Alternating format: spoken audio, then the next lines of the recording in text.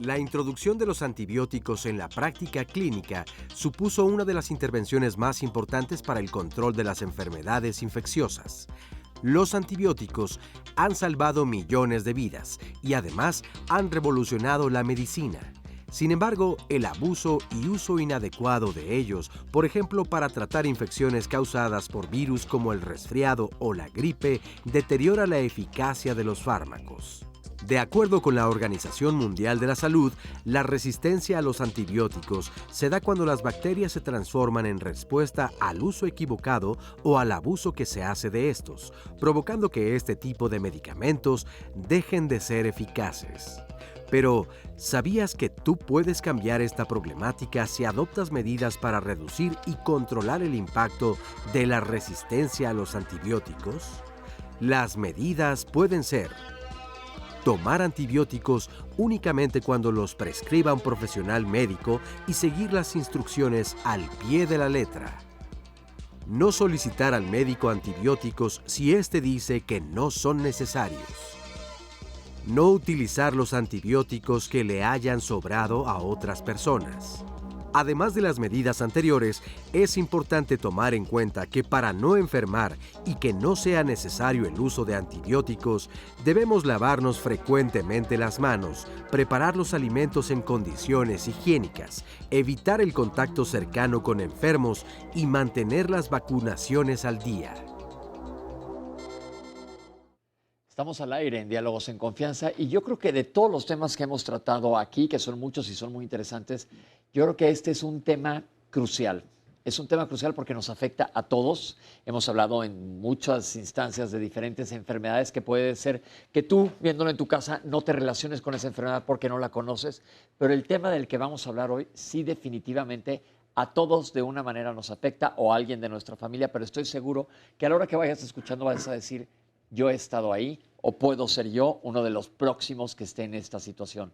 Vamos a hablar del uso y del abuso de los antibióticos y creo que es un tema bien importante que más allá de la comunidad, no solo la comunidad médica, tenemos que estar enterados. La comunidad médica tiene que reforzar muy bien sus conocimientos al respecto del uso de los antibióticos y ustedes como población general, todos tenemos derecho a la salud, todos tenemos derecho a cuestionarnos, todos tenemos derecho a saber. Y vamos a ver en este programa por qué es tan importante cuidar específicamente este tipo de medicamentos. ¿Cómo ves, Oscar? ¿Has tomado antibiótico en el último año?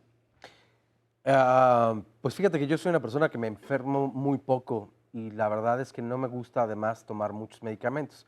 Cuando lo hago sí es medicado totalmente. Sí, en el último año, es decir, de 365 días para acá, sí me tomé un tratamiento, eh, pero yo siempre he pensado que si tú abusas de ellos, entonces pues poco a poco va perdiendo su efecto cuando no estás haciendo el uso correcto. Yo de verdad que agradezco mucho este programa porque son teorías, ¿no? Muchas veces. Y lo que tú bien dices, creo que tenemos que conocer cuáles pueden ser las consecuencias que vive una persona que se automedica, que abusa justamente de todos estos medicamentos o cuando no lo tomas y el daño que te puede hacer, desde luego. Porque siempre va a estar aquella persona que sabe más que tú, pero esa persona que sabe más que tú en realidad está preparada. Ya lo decías tú, también falta incluso dentro de las organizaciones médicas más información, más conocimiento o actualizaciones. Porque a veces, o cuántas veces no se ha medicado a alguien que no requería precisamente de ese tratamiento. Exacto. Entonces, pues creo que por eso es muy importante el programa de hoy. Les invitamos a que nos acompañen a lo largo de estas 2 horas y que además a través de las redes sociales nos compartan su opinión y también nos envíen sus preguntas, porque hoy seguramente habrá muchas dudas en torno a este tema. Estamos en Twitter, estamos en Facebook, ahí pueden encontrar el Facebook Live, también estamos en Instagram, también estamos en Internet y para poder seguir el programa en vivo en Internet la dirección es www.canal11.mx/diálogos. También para mandar sus comentarios vía telefónica, el número para hacerlo es el 55 51 66 40 00. Bueno, saludo con mucho gusto a nuestras amigas y compañeras Aistiel Caneda y Alía Vadillo. Ellas son las intérpretes en la lengua de señas mexicana. Le damos también la bienvenida a todas las personas que hoy nos acompañan aquí en el estudio de Diálogos en Confianza y por supuesto a quienes nos pueden seguir a través de la señal internacional del 11.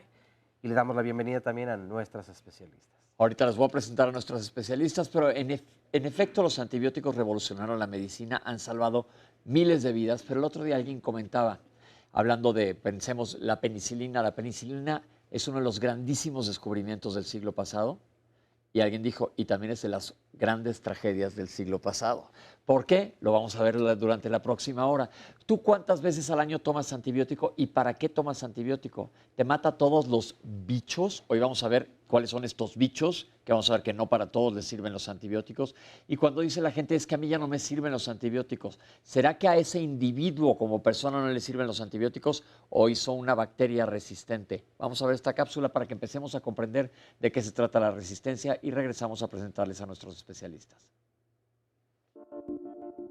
La resistencia bacteriana es la capacidad que tienen las bacterias para desarrollar mecanismos que les permiten seguir multiplicándose cuando enfrentan moléculas que podrían inhibir esta multiplicación o destruir a las propias bacterias.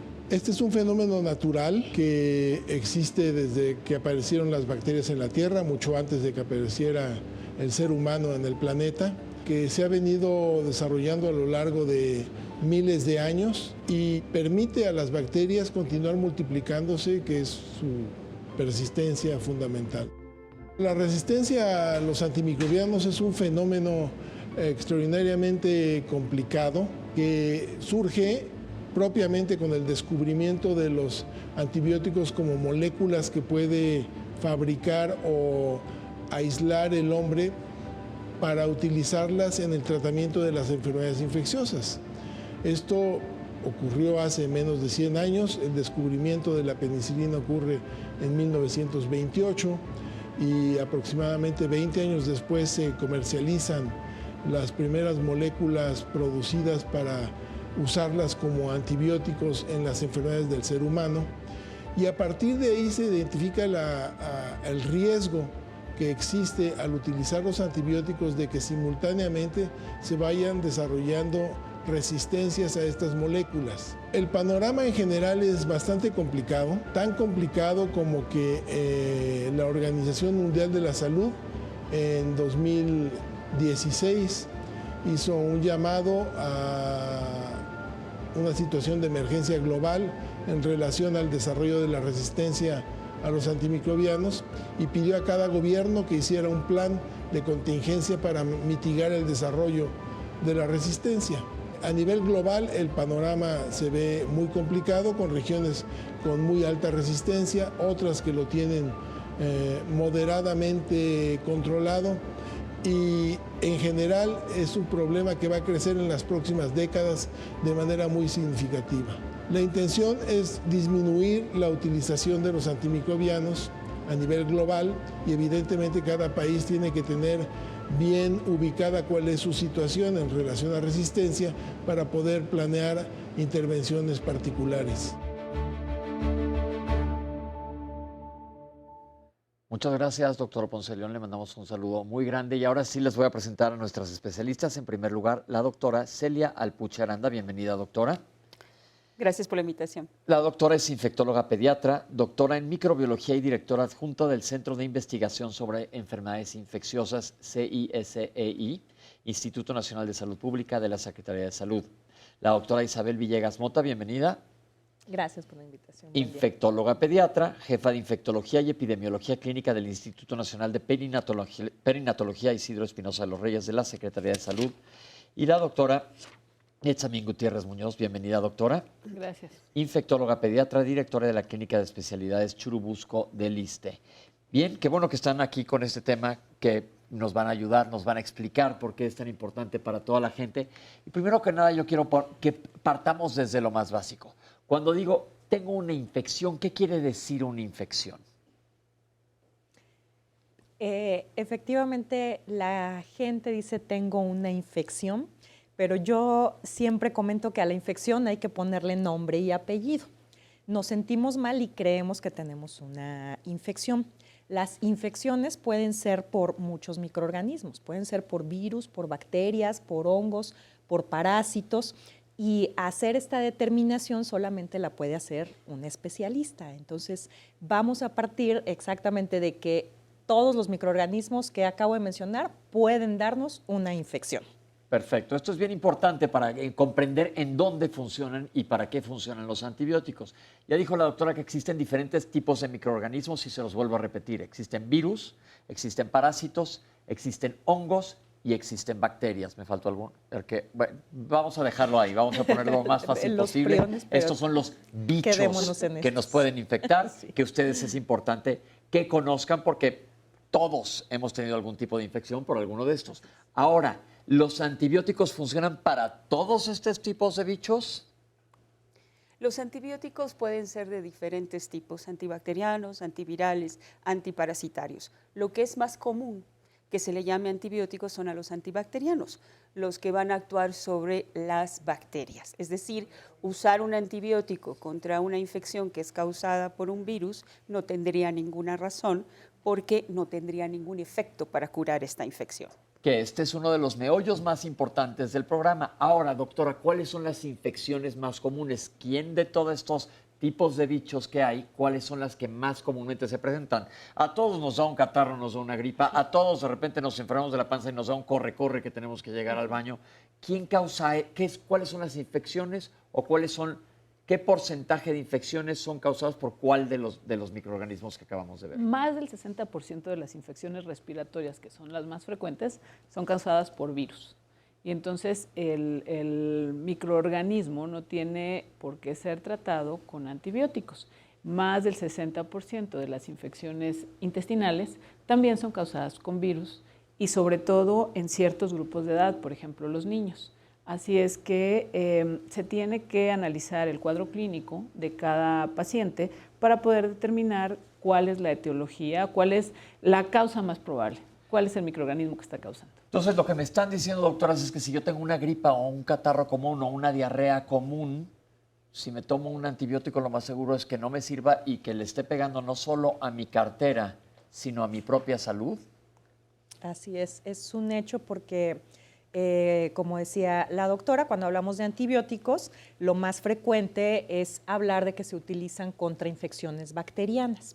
Entonces, el antibiótico actúa contra la bacteria, pero no solamente actúa contra las bacterias malas o las que nos ocasionan enfermedad, actúa también contra las bacterias buenas, la biota, la microbiota, esta flora conocida como la que nos protege, nos da cierta inmunidad, nos protege incluso contra las bacterias malas o patógenas. Entonces, cuando tomamos un antibiótico para una infección viral, no estamos atacando al virus y sí estamos atacando a nuestras propias bacterias, que son finalmente un mecanismo de defensa también contra las bacterias patógenas. Más adelante vamos a platicar de qué es la microbiota y qué son estas bacterias buenas que viven en nosotros, que tenemos todo un micromundo viviendo dentro de nosotros. Lo vamos a dejar un poquito más para adelante, pero voy a ir barajeando bien despacito el programa para que les quede perfectamente claro. Ahora, dijimos ya que prácticamente para los virus sí existen antivirales, pero son muy específicos y ahí casi no los agrupamos dentro de los antibióticos. Hablemos de bacterias y vimos una cápsula que nos explicó el doctor Ponce de León. ¿Qué quiere decir esto? Que las bacterias se hagan resistentes. Pues si hay un antibiótico, ¿qué no es para que las mate? ¿Por qué se hacen resistentes? ¿Qué pasa? Es como si yo ahora, que está de moda el tema de la guerra, tristemente, pongo un misil que va a ir dirigido, que caiga específicamente arriba de esta mesa. Pues ¿por qué ya no va a servir ese misil contra esta mesa? Bueno, la razón de ser de una resistencia bacteriana está en las características propias del microorganismo, en lo que es su evolución natural, es decir, en eso que se llama genes. Ahí está. Y una bacteria por especie puede ser sensible a un antibiótico y de pronto, a través del tiempo, modificar esos genes y de pronto se produce una proteína que ya impide el efecto de esos antibióticos. Eso es cuando se hace resistente. Y que eso es el evento genético, pero luego la selección se da porque van a haber muchas sensibles y muchas resistentes. Y cuando las bacterias se encuentran con la carga de antibióticos en el ambiente, llámese nosotros mismos, nuestro interior, o el agua, o el suelo, o hasta los alimentos, pudieran tener ciertas cargas de antibióticos, es seleccionar aquellas que ya se hicieron resistentes. Es decir, las bacterias que están viviendo por ahí, capaz que nos pueden hacer daño causando alguna enfermedad, si están expuestas continuamente a esto, se van medio acostumbrando y van diciendo, pues esto ya me hace lo que el viento a Juárez, ya no me hace los mandados. Y no necesariamente tengo que ser yo el que tome el antibiótico, sino que puede andar el antibiótico por todos lados y estas bacterias dicen, pues ahora este antibiótico ya no me sirve. Ahora hablando más específicamente de antibióticos para bacterias. La gente piensa, que tome un antibiótico. ¿Me podrían hablar de que existen diferentes tipos de antibióticos sin que nos metamos mucho a farmacología, que puede ser un poco complicado? Claro, hay antibióticos del tipo de las penicilinas, del tipo de las eritromicinas, del tipo de las sulfas.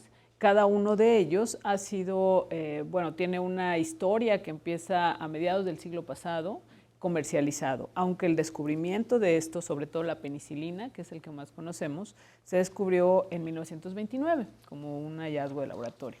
Entonces, diferentes grupos de antibióticos son más utilizados en determinados tipos de infecciones.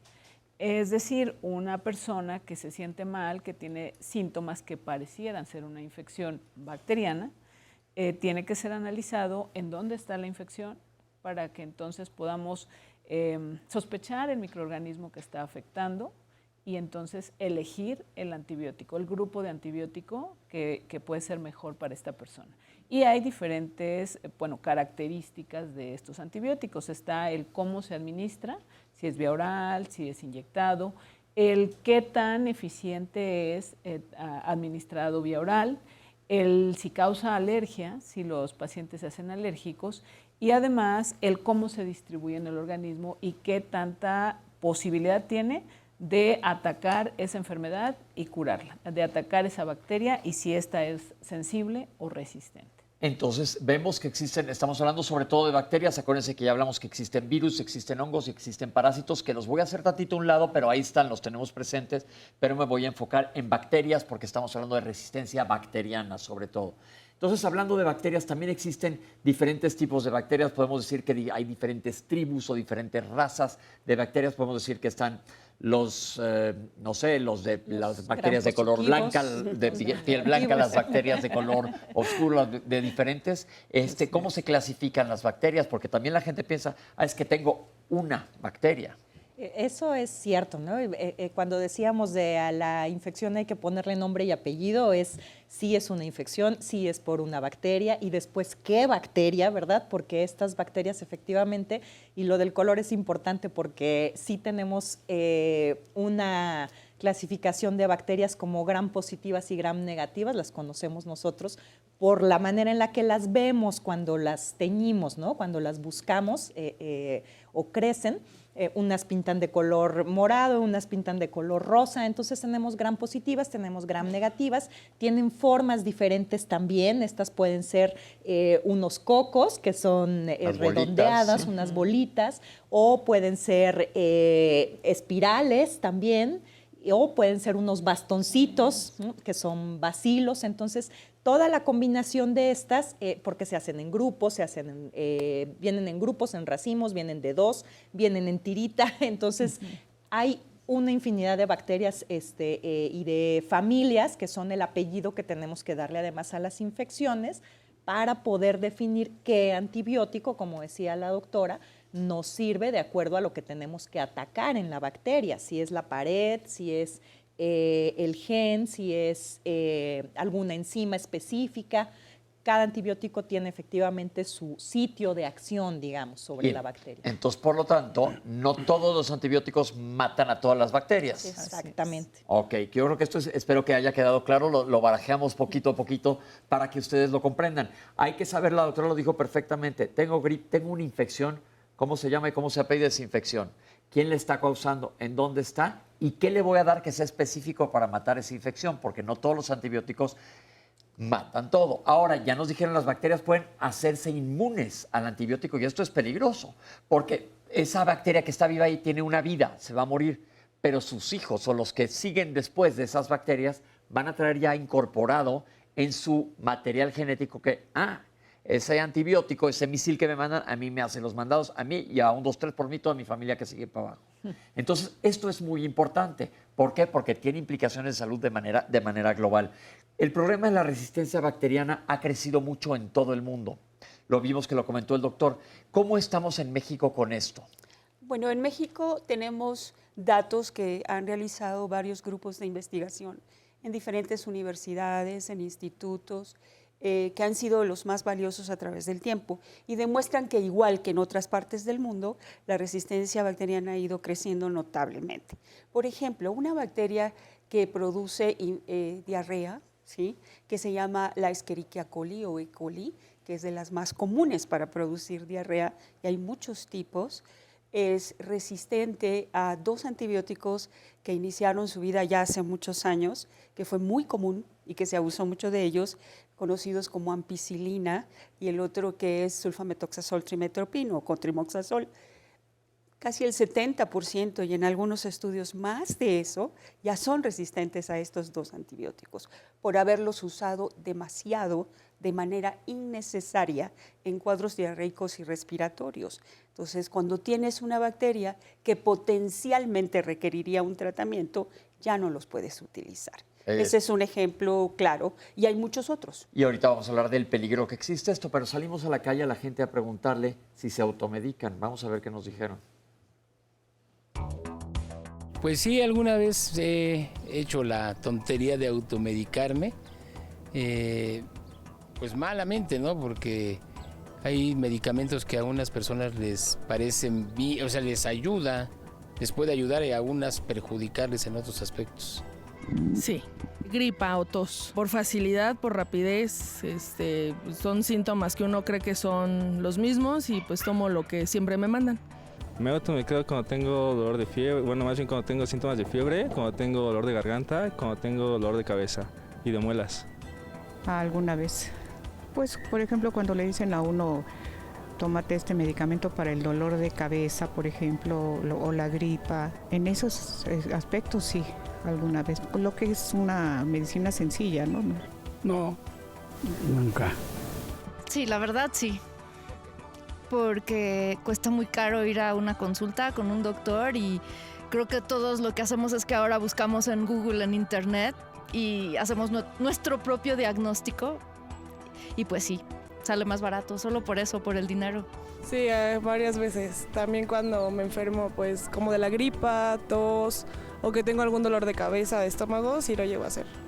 No, porque afortunadamente tengo un amigo que es doctor. Qué bueno, qué buena onda el amigo que es doctor. Le damos la bienvenida a la doctora María Dolores Niembro Ortega, que se incorpora. Gracias por estar aquí. La doctora es encargada del programa de control de antibióticos, médico adscrito al Instituto Nacional de Ciencias Médicas y Nutrición Salvador Subirán de la Secretaría de Salud. Retomemos esta cápsula. Yo creo que hubo opiniones muy honestas, que la mayoría de la gente nos hemos medicado y dice que porque es muy caro a veces ir al médico, pero también es muy caro cuando dicen lo barato sale caro. Creo que aquí aplica mucho por lo que estamos explicando a lo largo del programa. Esta resistencia, ¿qué puede pasar si creamos o se crea una bacteria que le podamos decir una superbacteria? Pensemos un Superman en bacteria que nada la mata. ¿Qué pasa? Y bueno, ya se ha documentado, ¿no? Hay muchos casos, nos ha tocado atender pacientes con este tipo de bacterias en el que lo que tú vas provocando al de estar tomando antibióticos y, digamos, tomarlos de forma inadecuada o por no completar el tiempo de tratamiento, generas algo que se llama presión de selección. Entonces, esta presión de selección matas, digamos, a las bacterias que son sensibles a ese antibiótico, pero seleccionas a las bacterias que son resistentes. Y entonces es cuando surgen estas superbacterias, ¿no? Y entonces, en lugar de tú estar colonizado por bacterias, digamos, amigables, se vuelven bacterias ya más resistentes. Entonces, cuando tienes un problema, alguna infección de vías urinarias, el apéndice, ahora estás colonizado por estas superbacterias. ¿Y qué pasa? Y entonces se dificulta mucho el tratamiento. O sea, se te acortan las opciones de tratamiento que tú tienes, digamos, en tu armamento como médico, como opciones terapéuticas, se te acortan. Y llega un punto en el que ya puedes llegar a no tener opciones para tratar al paciente. Bueno, entonces esto es una gravedad severísima, digamos las cosas como son. El paciente se puede morir porque la bacteria se lo va, digo, no quiero decir a comer, pero la bacteria va a colonizar y no va a haber manera de matar esa bacteria. Ese es el peligro terrible de los antibióticos, que no tengamos cómo matar a estos bacterias que en un inicio, por eso decía que la penicilina fue una maravilla de descubrimiento, pero con tanto abuso puede que no sea tan maravilla. Dicen que en México ahí la vamos llevando más o menos. ¿Cuál es el principal factor en nuestro país de que exista o que esté creciendo esta resistencia bacteriana? Justo lo que comentábamos o lo que la población refiere, el uso sin prescripción de antibióticos que alguien de la familia, amigos, le dicen, mira, yo me sentí mal y entonces aquí tengo estas pastillas que me sobraron, tómatelo.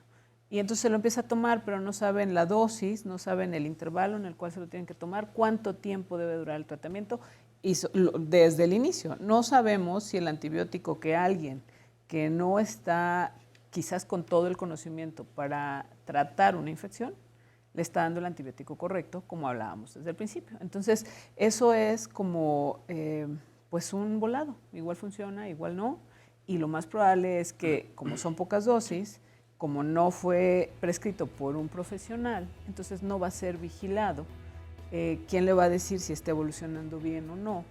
Y entonces, al tener este tema de automedicación, pues tenemos un riesgo. Pues ahí lo tienen. Entonces, por lo tanto, hay que individualizar cada caso. Esto es bien importante por el peligro de lo que nos acaba de comentar la doctora. Puede que no solo no te cure esa infección, sino que crees algo muchísimo más serio. Vamos a tener que hacer un corte, Oscar, pero ya no nos da tiempo. Ya sé que nos están escribiendo. Ahorita caemos con Oscar de regreso para que nos empiece a leer comentarios que se han mandado ustedes. No se vayan, estamos en Diálogos en Confianza. La resistencia antimicrobiana es por el uso inadecuado de antibióticos. Entonces, número uno, pues hay que ser muy cuidadosos con la toma de antibióticos y la automedicación. O sea, es muy importante que la gente no se automedique. Si me sobró unas pastillas de antibiótico, ay, me las tomo porque me duele la garganta, ¿no? O sea, no es algo para quitar el dolor de garganta, ¿no? Y sin embargo, sí podemos causar una resistencia antimicrobiana cuando damos dosis inadecuadas o tratamientos inadecuados. Entonces, si vamos a consumir un antibiótico, que sea siempre por una prescripción médica.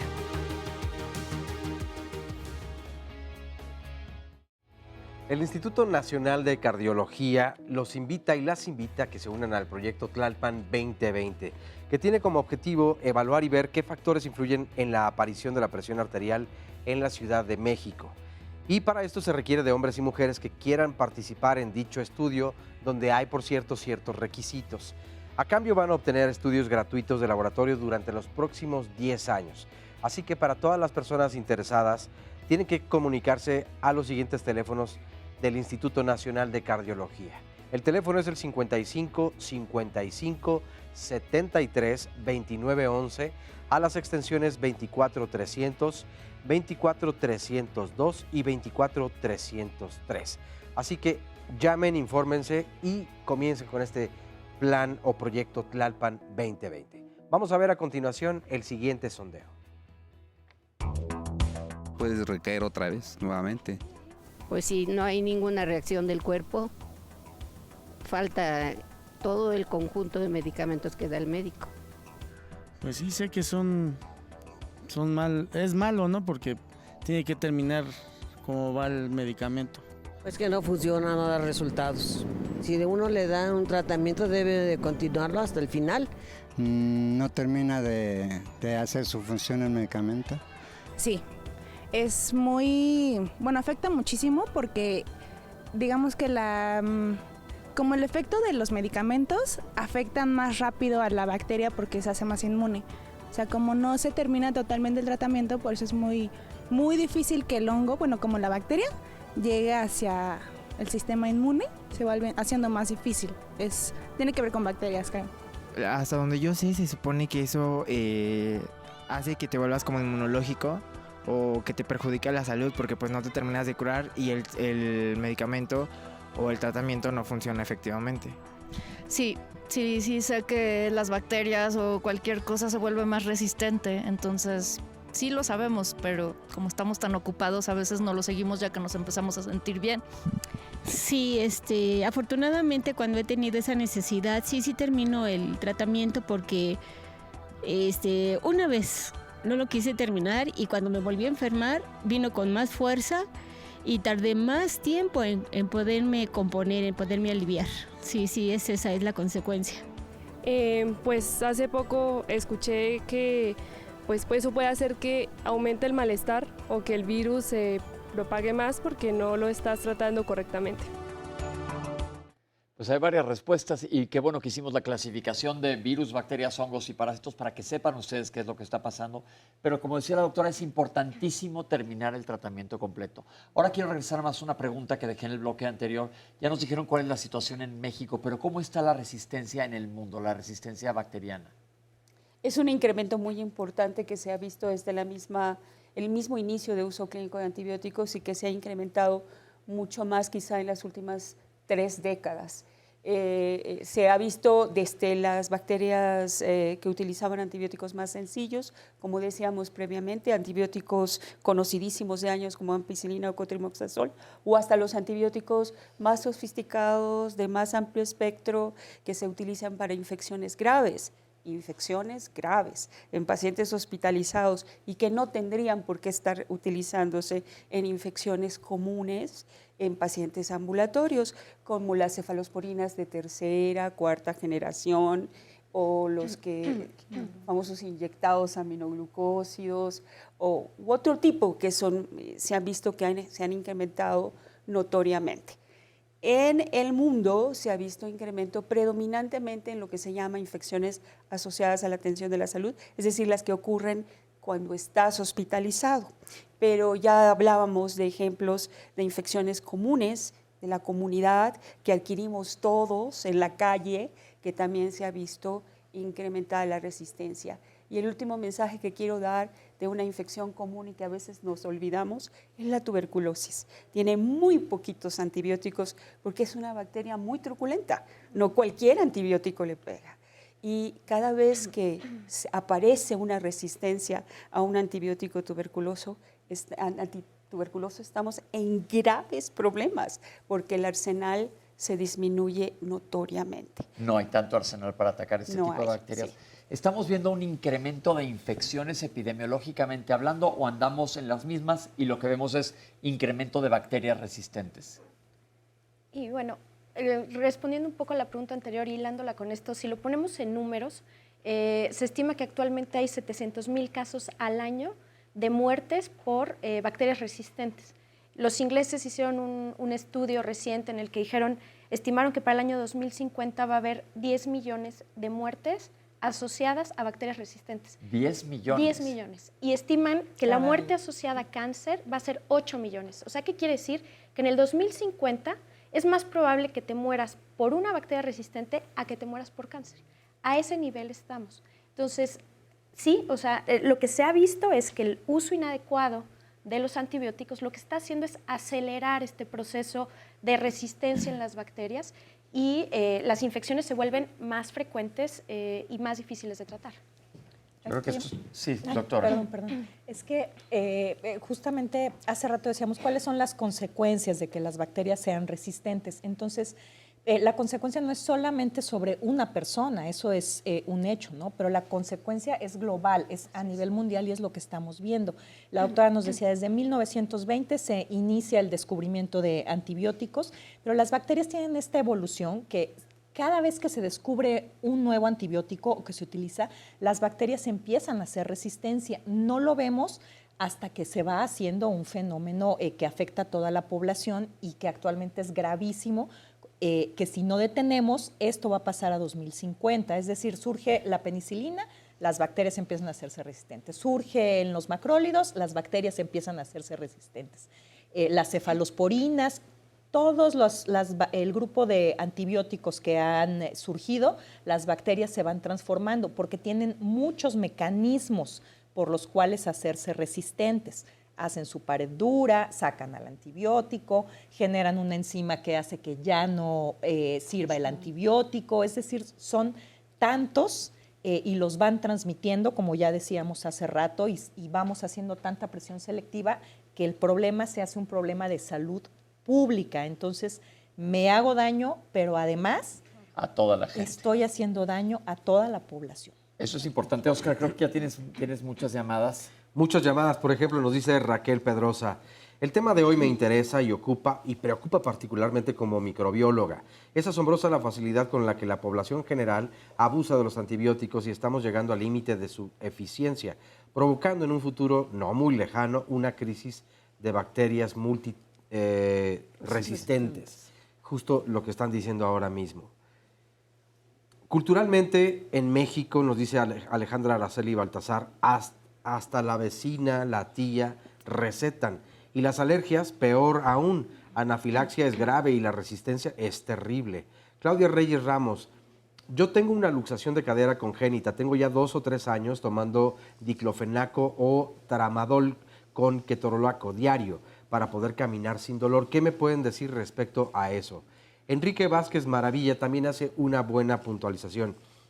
Soy médico y no saben lo difícil que es convencer a los pacientes que dicha enfermedad o tal enfermedad no requiere de antibióticos.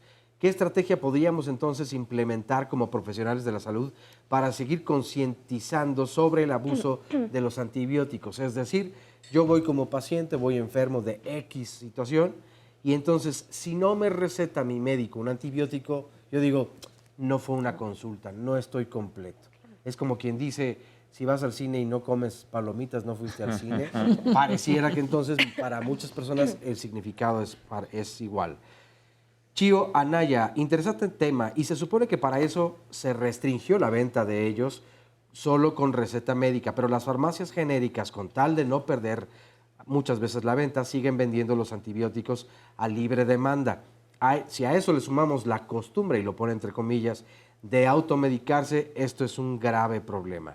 Lucy Valle Aguilar dice, vivo en Estados Unidos y definitivamente aquí el uso de antibióticos es cuando realmente el médico lo suministra. Chatita Chata, la mayoría de los pacientes solo toman los antibióticos en la fase aguda de la enfermedad, luego lo dejan como hacer entender que es un tratamiento muy complicado. Hoy vivimos todo esto de las resistencias. Había una de las personas que dentro del sondeo respondía precisamente, bueno, pues yo en cuanto comienzo a sentir mejoría, abandono el tratamiento. Yo le agradezco a todas las personas que han ido respondiendo a estas preguntas en los sondeos porque han sido brutalmente honestas. Ahora, ¿de qué nos sirve? Pues como ejemplo, porque acá están diciendo cuáles pueden ser las consecuencias que vamos a vivir en un futuro no muy lejano, pero son reales estas consecuencias. Entonces, sí está bien ser honestos, pero saber qué es lo que nos va a pasar para corregir entonces precisamente este comportamiento y que no nos llegue esta situación. Nos dice también Jorge Díaz, yo pienso que tenemos muchos doctores que no están muy bien informados o actualizados en los nuevos productos y se basan en lo anterior. Y si no hay mejora en nosotros, entonces esto se puede complicar. A mí me sorprende cómo mis nietos pasan sus días solo con Tylenol aquí en Estados Unidos porque el médico así lo prescribe y se curan. ¿Será que se curan o está incompleto justamente este tema? Por otro lado, nos dice José Acuña, dice el doctor que hay que poner el programa más fácil y le llama bichos. Infórmele que no todos tenemos secundaria trunca. Por eso lo estamos explicando así con peras y manzanas, lo mejor posible, pero gracias por escribirnos. Nos dice también Veroxa Rey, tengo la bacteria E. coli en vías urinarias. Se ha hecho resistente con el paso del tiempo. Ya son pocos los antibióticos a los que soy sensible y algunos de estos son tóxicos. Ertapenem, meropenem, amikacina. Me parece, nos dice Susan, que era oportuno tener a un microbiólogo en el panel de expertos. El enfoque médico no es el único que impacta en el diagnóstico y tratamiento de un paciente. Minoru nos dice, los consumidores que se sienten fuertes y permiten que la enfermedad debilite su organismo son también los mismos que hasta que le quitan los síntomas o molestias dejan de tomar el antibiótico antes de terminar la dosis recomendada por el médico.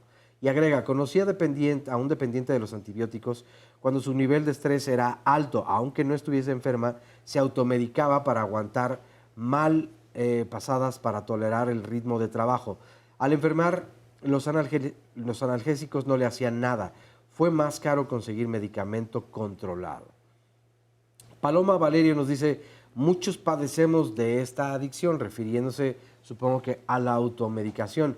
Pero más adelante también pues nos pregunta, bueno, o hace una apuesta y dice, ¿cuánto a que Oscar Virués o el doctor Pepe Bandera o todas las panelistas alguna vez en su vida se han automedicado con una pastilla para el estómago o para el dolor de cabeza? Dice, eso también es automedicación. ¿Pero qué respondían también? Que estudiamos medicina. Estamos calificados. Entonces están calificados para medicar y automedicar.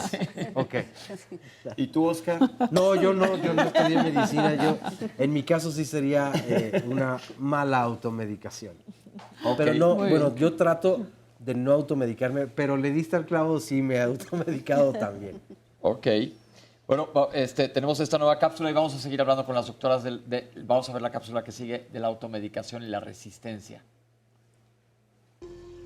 Sí es un problema la automedicación que va más allá de la resistencia antimicrobiana, porque los pacientes se pueden exponer a efectos que desconocen.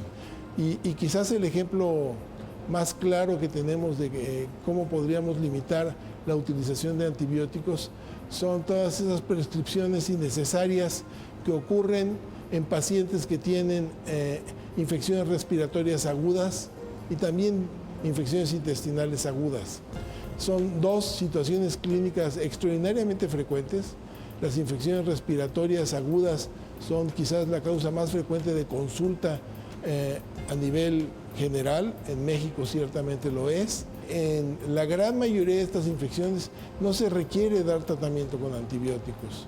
Sin embargo, en 9 de cada 10 casos, los pacientes están recibiendo antibióticos innecesariamente. Esto tiene el problema de que tiene un costo, desde luego, económico y necesario, pero también tiene un costo ecológico muy importante porque el antibiótico se está utilizando sin requerirlo y ese antibiótico tiene un efecto sobre la población de la microbiota intestinal del paciente que lo consume y a la vez que las moléculas se excretan al medio ambiente, eventualmente llegan a los mantos freáticos y se distribuyen en general por todo el ambiente.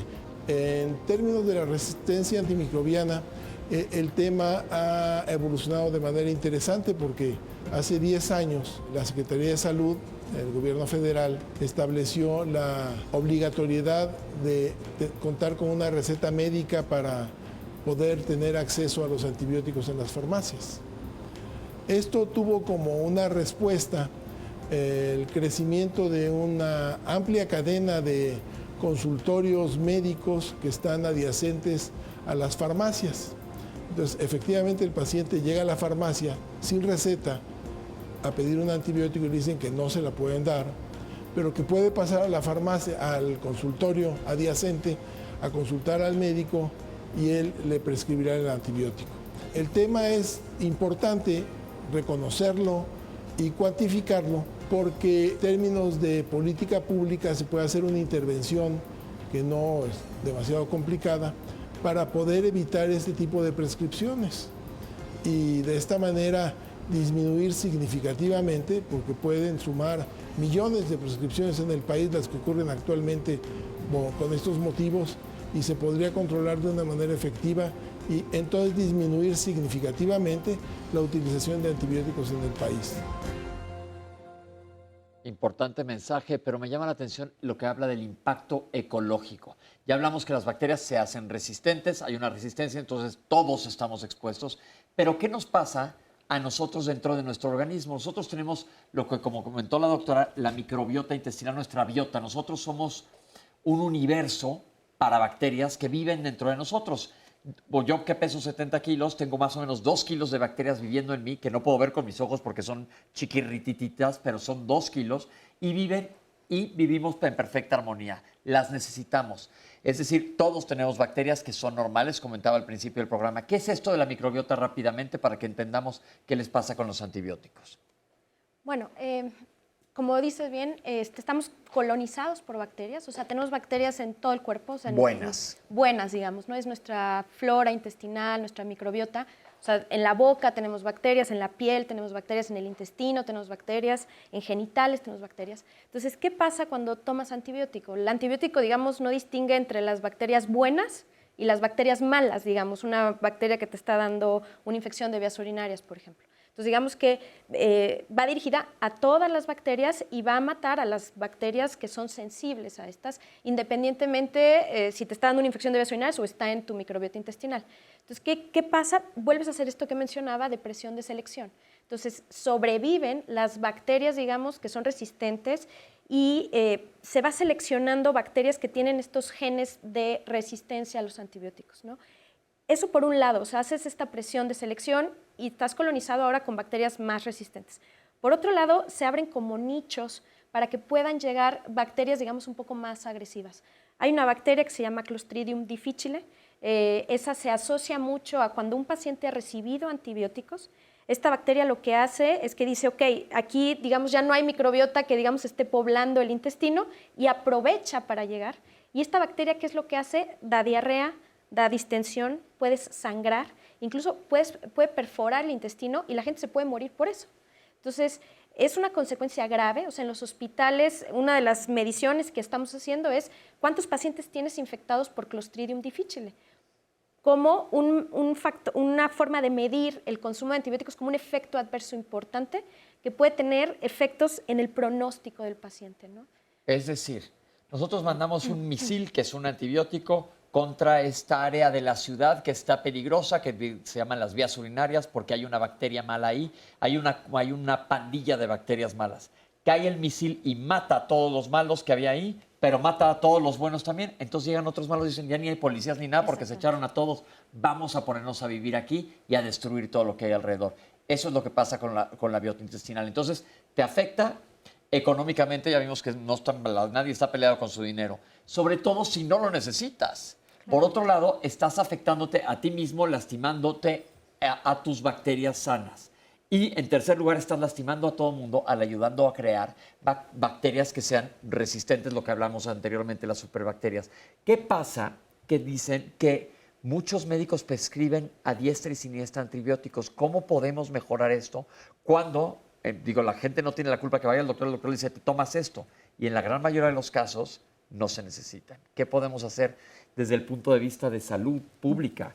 Bueno, hay cursos de capacitación en línea, presenciales, hay toda una estrategia para sensibilizar a los propios colegas acerca del uso apropiado de los antibióticos en infecciones bacterianas. Sin embargo, muchas de las veces los pacientes exigen el antibiótico al médico, lo que decíamos hace un momento. Lo exigen porque se sienten mejor y más seguros. Y entonces el médico a veces cede a esa presión. Entonces el médico tiene que tomarse el tiempo para explicarle al paciente en el evento clínico que su infección no es por una bacteria, sino es por un virus, que no lo necesita o cuando lo necesita, el tiempo de tratamiento y que no debe sobrepasar el tiempo y cumplir las dosis. Entonces la educación es muy importante, tanto en el grupo médico como en los pacientes. Cada oportunidad que tenemos de tratar a un paciente es una oportunidad de capacitarlo, de mostrarle, de enseñarle, y su propia evolución clínica le va a dar la validez a ese entrenamiento o a esa conversación que el médico haya tenido con el paciente. Pero aquí hay una trampita que comentábamos anteriormente. Conozco gente, todos ustedes conocen gente que dice, el doctor no me dio un antibiótico y traigo una gripa feroz, me está matando. Híjole, ¿sabes qué? ¿Tienes algún antibiótico? ¿Consiguen? Me sobró de la vez pasada. Me la empiezo a tomar, le digo, ¿cómo vas de tu gripa? No, pues sigo mal, no se me ha quitado. La gripa tiene una vida media cuando es viral y se va a quitar. No normalmente es un día, sino 2 o 3, más de 3 días. Y se toman un antibiótico y dice, no, ya me estoy sintiendo perfecto después de la primera dosis del antibiótico. ¿Ves cómo sí necesitaba el antibiótico? ¿Me explican este fenómeno, porfa? En la gran mayoría de estos casos, cuando no se requerían antibióticos y se toman, sea por autoprescripción o por prescripción inadecuada o innecesaria, se toman 2 o 3 cápsulas, se sienten mejor porque es la evolución natural de la enfermedad, de las infecciones virales, y dicen el antibiótico me mejoró, pero no es así, porque existen años de estudios que demuestran que una prescripción por dosis, por tiempo, por días, para tratar una infección debe de seguirse esa cantidad. Si se curó en 2 cápsulas, quiere decir que no lo necesitabas realmente. Es decir, tu infección era por virus y se iba a curar de todos modos. Maneras. Entonces tú le estás dando el valor al antibiótico, que la verdad no te hizo nada más que darte en la torre, a ti ya 1, 2, 3 por todos los que están alrededor, por lo que acabamos de comentar, pero entonces la gente se agarra mucho de eso y por eso exigen el antibiótico. La gente piensa que un antibiótico también actúa de inmediato, como tengo un dolor de cabeza, me voy a tomar un ácido acetilsalicílico y ya se me quitó. El antibiótico necesita un tiempo para que esta curva de crecimiento bacteriano le empiecen a derrotar al ejército bacteriano. ¿Cuánto tiempo tarda más o menos un antibiótico en empezar a actuar pensando que tengo una infección de vías urinarias o una neumonía causada por bacterias? Depende de cada tipo de infección y de los tipos de antibióticos. A veces en las infecciones urinarias la respuesta es increíblemente buena. En 24 o 48 horas Pero se empiezan a sentir más de un día. Okay. En las infecciones, por ejemplo, una neumonía, se van a requerir más días para la disminución de la fiebre y las otras manifestaciones. Creo que un mensaje muy importante es que no toda fiebre es una infección bacteriana. Qué bueno que lo dice, porque eso es otro parámetro que la gente cree. Tengo fiebre, son bacterias. Por ejemplo, al tenido sarampión les da fiebre. No es una bacteria, es un virus. Digan más ejemplos de esto para que la gente nos comprenda. Bueno, no todo dolor de garganta es una infección bacteriana. De hecho, es una de las cosas en las que más se abusa, ¿sí? En tener la mayor parte de las infecciones respiratorias agudas del tipo de una faringoamigdalitis son del tipo viral. Una infección de la garganta. Lo que se conoce vías respiratorias altas, la garganta y la nariz, por ejemplo. Son virales, entonces eso se va a curar en 2, 3 días, va a empezar a disminuir. La fiebre generalmente no es más allá de 38 grados, 38,5, y sí, uno se siente mal durante 24 horas, 36 horas, pero luego va cediendo solo. Eso se abusa mucho del antibiótico porque realmente no se requieren los antibióticos en esos tratamientos. Es más, ni siquiera se requiere tomar un cultivo porque la mayoría va a ser un gasto innecesario. Se van a curar solas. ¿Qué es un cultivo, doctora? Es una muestra de un sitio especial como la orina o la garganta o un absceso, un crecimiento inadecuado que esté caliente o algo. Y es tomar una muestra para ponerla en unas condiciones especiales en un laboratorio y poder identificar esa bacteria con mayor detalle, darle más nombre y apellido. ¿Cuándo es necesario cultivar? Aquí siempre digo que aquí tengo una parcelita de jitomates que la uso para muchísimos ejemplos. Entonces aquí, por ejemplo, tengo un dolor de garganta y no se me ha quitado. Van con un hisopo, me toman una muestra del exudado y lo embarran aquí, que es una tierrita perfecta para que crezca una bacteria. ¿Y cuándo es necesario cultivar para saber qué bacteria es? Solamente cuando tenemos efectivamente sospecha de que la infección es una infección bacteriana. No todo moco verde, por ejemplo, es una infección bacteriana. Entonces, tomamos cultivos, y eso es muy importante, si estamos sospechando de una infección por bacterias o si estamos sospechando de una infección por bacteria que sea resistente a los antibióticos que ya estamos indicando. Entonces, un cultivo es indicado por el médico y tenemos que tener mucho cuidado además con los resultados, porque muchas veces los cultivos nos dan resultados de bacterias que no son patógenas. ¿Qué quiere decir patógeno? Que no nos están haciendo daño. Es decir, de las bacterias que viven normalmente en nosotros. Exactamente, la bacteria que nos está haciendo daño, sino la bacteria que tenemos como flora habitual, que es diferente además en todas las personas. También esto es importante de comentar. No es lo mismo lo que yo tengo que lo que tenemos cualquiera, porque así como nos prescribimos entre vecinos, también decimos, yo tuve eso también y entonces me dieron esto, ¿no? Es muy diferente. Desde que nacemos todos tenemos una microbiota diferente que se afecta, incluso por la vía de nacimiento, si es un nacimiento por cesárea, si es un nacimiento vaginal o por la alimentación, lactancia materna, etcétera. Esto es bien importante porque aparte de decir, yo tuve eso, ¿qué tal si es una infección de vías urinarias? ¿Qué tal si es una neumonía? Pero es otra bacteria. No es la misma bacteria que te dio a ti una neumonía o una infección de vías urinarias y a mí me dio por otra cosa, totalmente diferente. Entonces, es por eso que hay que ser específico. Vamos a hacer un corte y regresamos con ustedes. Estamos hablando de este interesante tema para que estemos bien informados. Nos cuidemos a todos. El lavado de manos, saneamiento y la vacunación es otro punto muy importante para poder evitar enfermedades infectocontagiosas. Entonces, si nosotros no nos infectamos, pues entonces no tenemos que tomar antibióticos y pues esa es otra forma en la que la población general puede ayudar. Quiero invitarlos e invitarlas al tema de mañana, que va a ser muy importante aquí en Diálogos en Confianza. Estoy seguro que además genera mucha controversia, pero ¿por qué es importante? Porque siempre tener la información adecuada nos va a llevar a un conocimiento más amplio y a, sobre todo, un mucho mejor entendimiento. Mañana estaremos hablando acerca de las infancias trans. Para muchas personas esto es un invento. Las niñas y los niños no pueden decidir esta condición de vida. Sin embargo, es un tema también de sensibilidad. ¿Qué se ha hecho con él? Pues se ha atropellado, por no decir rebasado, más bien se ha atropellado y forma parte de los derechos de las niñas, los niños y de cualquier persona. ¿Qué pasa con una persona trans? ¿Por qué algunos piensan que es solamente una moda y no la construcción de una personalidad, la orientación sexual de alguien que merece evidentemente ser respetada? Porque muchas veces existen también tratamientos, y lo voy a poner entre comillas, que garantizan que esa persona se va a curar, cuando no se trata de una enfermedad donde no hay una cura, no es un comportamiento que estén imitando y que entonces sea simplemente un capricho. ¿Qué hay detrás de todo esto? La verdad es que creo que sí es muy importante que todos y todas veamos el programa de mañana, porque habla de un tema trascendental. Así que las invito y los invito en punto de las 9:30 de la mañana aquí por la señal del 11 a que no se pierdan este tema, infancias trans, aquí en Diálogos en Confianza. Y ahora vamos a ver una cápsula que nos habla acerca de la microbiota. Es muy importante mencionar cómo ha evolucionado nuestro conocimiento en relación a nuestra relación con microbios y parásitos.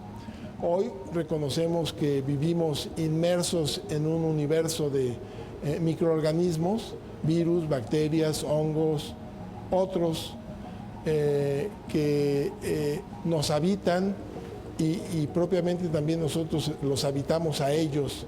La cantidad de células que tenemos en el intestino es mucho mayor, de células bacterianas o microorganismos de este tipo, virus y protozoarios, es mucho mayor al número de células en nuestro cuerpo, y en términos de material genético también es muchísimo mayor y se comporta como un órgano más de nuestro cuerpo.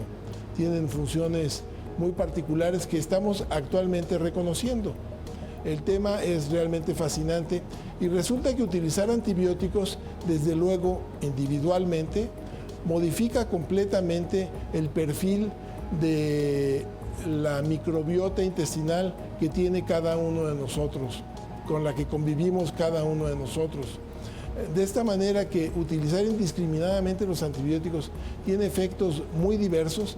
Los antimicrobianos son una herramienta en la práctica de la medicina extraordinaria. Modificaron el panorama de la mortalidad a nivel global cuando aparecieron.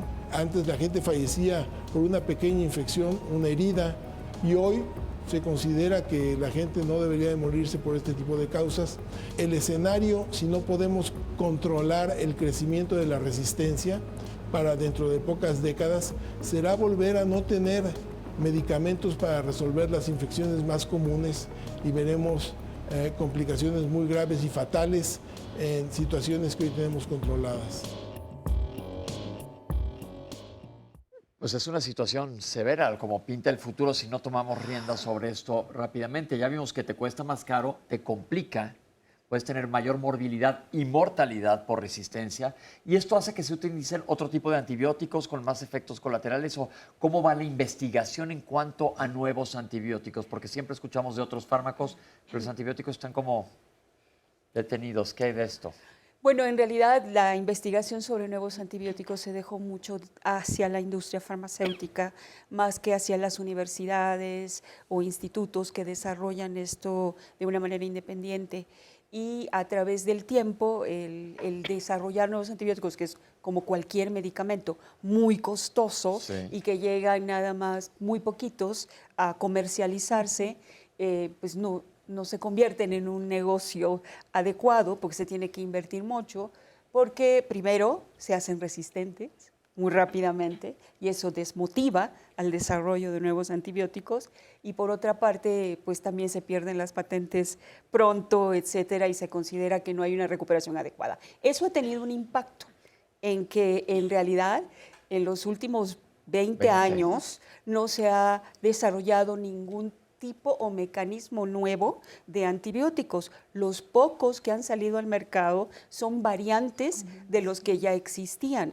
Y eso es una amenaza más, porque si estamos perdiendo el efecto de antibióticos y no hay nuevos, pues entonces el armamento es mucho más chiquito. Que es lo que acaba de decir el doctor Ponce de León. Estamos regresando a una etapa en donde no había con qué matar a estas bacterias y había pues muchas tragedias en relación a infecciones.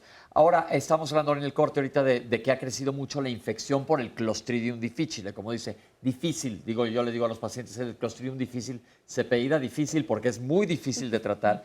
¿Y en qué porcentaje esta infección se asocia al uso de antibiótico? Bueno, es de los principales factores de riesgo. O sea, si tú dices, bueno, ya se han hecho estudios, ¿no? Dicen cuáles son los factores de riesgo asociados a los pacientes que se encontraron Clostridium. El primero es uso de antibióticos, ¿no? Y puede haberlos, o sea, a lo mejor no reciente, pero en los últimos meses que lo haya recibido, tampoco tuviste que haber recibido mucho tiempo de antibiótico, a lo mejor un curso corto es suficiente, ¿no? Pero se asocia también, por ejemplo, pacientes recién operados, pacientes ancianos o mayores. Pero el principal es el uso de antibióticos. Ahora, entre los antibióticos hay antibióticos que se asocian más a esta infección que otros, pero en fin, es decir, es el uso de los antibióticos, ¿no? Ok, hay programas que están trabajando para tratar de resolver este problema. Vamos a ver esta cápsula y vamos hacia dónde vamos. El Programa Universitario de Investigación en Salud de la Universidad Nacional Autónoma de México es una unidad, un programa que tiene como objetivo fundamentalmente vincular diferentes instituciones para consolidar proyectos de investigación, para estimular la investigación, para facilitar el desarrollo de proyectos y para llevar a las diferentes poblaciones de estudiantes, tanto en pregrado como en posgrado, los conocimientos que pueden facilitar su práctica en la investigación. En el PUIS, en este programa, desarrollamos el plan de control de resistencia a los antimicrobianos, que es el PUCRA, como un proyecto que busca apoyar al gobierno federal y a las instituciones académicas a reconocer el estado actual, en tiempo real, de los niveles de resistencia a los antimicrobianos en el área clínica, fundamentalmente, pero también con planes para extender esto a otras áreas, a la veterinaria y a la industria agropecuaria, como lo comentábamos, hacer estudios también de ambiente en relación a la situación de resistencia en diferentes hábitats naturales y reconocer entonces cuál es esta situación en el país, para tener un punto de partida que nos permita medir efectivamente la eficacia que tendrán los programas que tienen que instalarse ya de control de utilización de antibióticos, porque tendríamos que tener muy claro que controlar la resistencia a los antimicrobianos implica necesariamente disminuir la utilización de antibióticos. Entonces, la utilización y en el plan tendríamos que tener metas ambiciosas que pueden ir hasta del 40% de una disminución del uso de antibióticos en el ámbito hospitalario, por ejemplo. En el ámbito también de la consulta externa lo podríamos disminuir en un 50% en el curso de los próximos años. Si no lo hacemos así, no podremos cumplir con los objetivos de disminuir este rápido incremento de los niveles de resistencia. ¿Cómo están funcionando estos programas? ¿Cómo los ven? Yo creo que son de una gran ayuda para tener información que no se ha podido tener desde el punto de vista de programas nacionales, dado que existen muy pocos programas nacionales gubernamentales que documenten toda esta información. que son los que vienen generalmente de la Organización Panamericana de la Salud y que se llevan a cabo a través de redes de laboratorios oficiales de salud pública. Esto complementa de una manera muy importante, pero creo que todavía tenemos que seguir generando mucha más información para tener datos más fidedignos y poder atacar esto en diferentes sitios. Algo que es muy importante es que la resistencia bacteriana, aunque es importante para todos y ocurre en todos lados, puede variar de tipo y de cantidad por área, por región e inclusive de hospital a hospital. Entonces es muy importante que la gente que está generando información en sus laboratorios la analice, porque ahí la tienen, la están produciendo, y que la analicen para poder dirigir sus tratamientos más con esa información que tienen local. O sea, es tarea de todos y de cada uno de nosotros. Vemos que una de las ramas principales del problema es este abuso por parte de pacientes y mal prescrito por médicos de antibióticos que en la gran mayoría de los casos no se necesitan.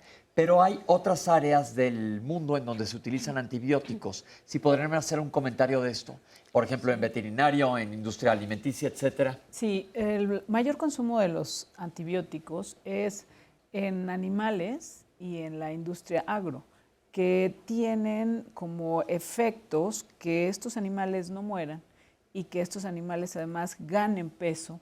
Y entonces ahí tenemos un gran consumo de antibióticos que al administrarlo a estas especies inferiores y luego nosotros consumirlo, pues tenemos una cadena de situaciones de resistencia, de generación de cepas resistentes. ¿Qué es una intrínsecas. cepa? Una cepa es una bacteria de las que ya hemos hablado que se hace resistente.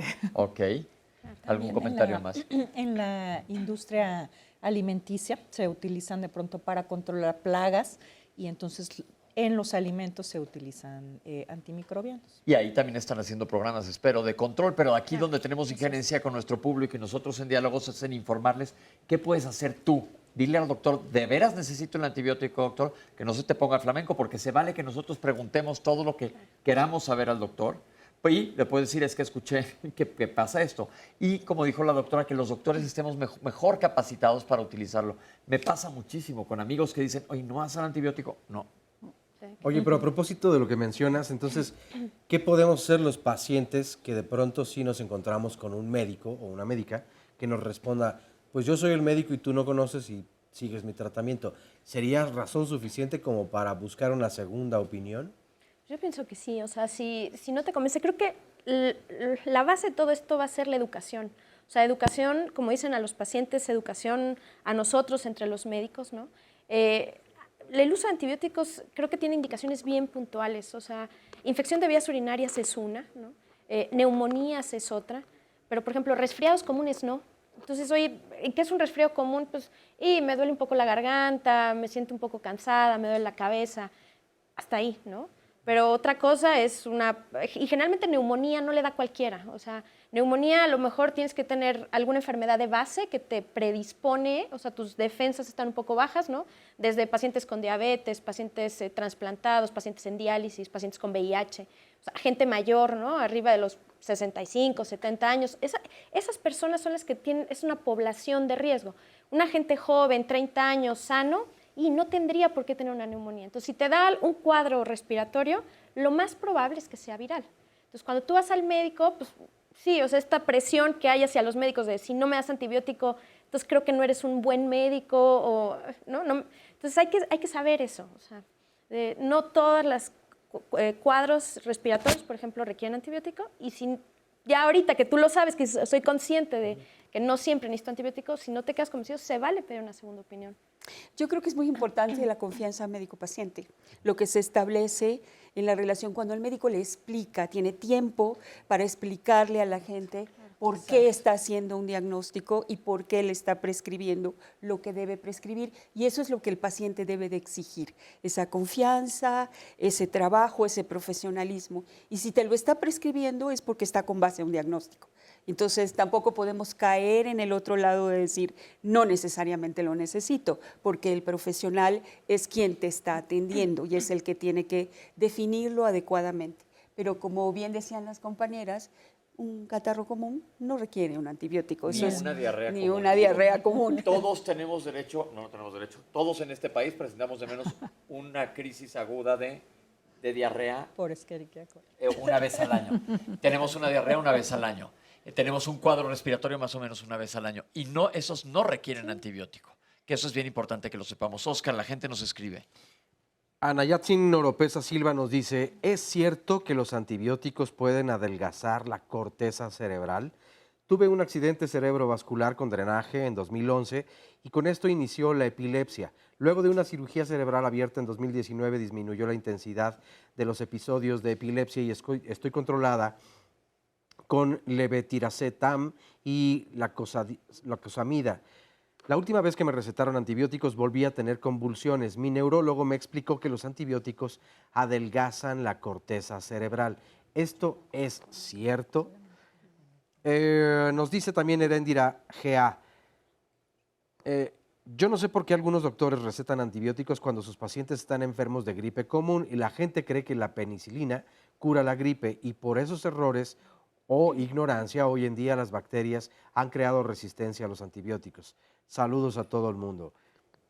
Justo el martes pasado, nos dice Chari Casas, en la noche empecé con fiebre de más de 39 grados. El miércoles por la tarde voy a urgencias y me dicen que es una infección de riñón sin haberme hecho algún estudio. También llevo un poco de tos, pero no me dan nada para eso. Me recetan antibióticos, pasan 2 días y no hay ninguna mejoría. Continúo con fiebre. Regreso a urgencias donde aparte de la fiebre ya tengo una tos terrible. Me ponen suero con 2 gramos de otro antibiótico y analgésicos. Regreso a casa sintiéndome bien, pero al pasar el efecto regresa la fiebre. El domingo llevamos a mis hijas al pediatra porque empiezan con un cuadro de fiebre y tos. Le platico de mi caso y me dice que fui mal diagnosticada, que yo tenía una infección viral, por eso no hubo mejoría con los antibióticos. Me dice que suspenda los antibióticos y continúe con los analgésicos. Hoy lunes, sí, por fin ya pasó la fiebre después de 5 o 6 días. Mi tío, nos dice Mike, falleció por una enfermedad que se llama pénfigo vulgar. Inicialmente los médicos comentaban que las causas de sus llagas eran por una bacteria. En este caso, el pénfigo vulgar se vuelve una enfermedad autoinmune a través de contraer alguna determinada bacteria. Es la pregunta que nos hace.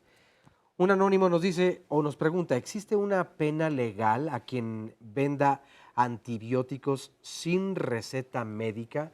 ¿O se puede, esto lo agrego yo, o se puede dar parte si yo conozco un caso, hacer una denuncia probablemente anónima? Benjamín Hernández, ¿qué opinan de los médicos que utilizan los días exactos y precisos de 8, 10 o 15 días de tratamiento contra lo que recomendaban anteriormente de 2 o 3 días? Karina Rodrigo, en el ISSSTE ni la mirada nos dirigen, solo nos recetan sin revisar.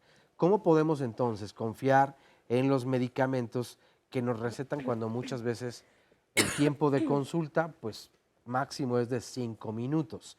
Arturo Vázquez, la población estamos asumiendo nuestra propia responsabilidad de automedicarnos, pero también es importante decir que las empresas fabricantes de los antibióticos son también en gran parte responsables que se haya explotado el uso del mismo porque a aquellos les convenía económicamente.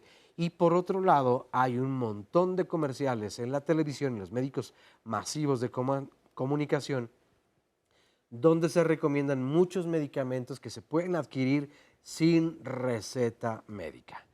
Nivea Bello nos dice, ¿es lo mismo comprar los antibióticos en las farmacias de genéricos que las que se venden en las farmacias comunes? Ya que la diferencia en precios es completamente distinta. Incluso algunos de ellos llegan a ser 1/3 parte del precio o más del precio que se vende el medicamento original. A un anónimo nos dice, mi mascota tuvo una infección en las vías urinarias y el veterinario le recetó medicamento para personas.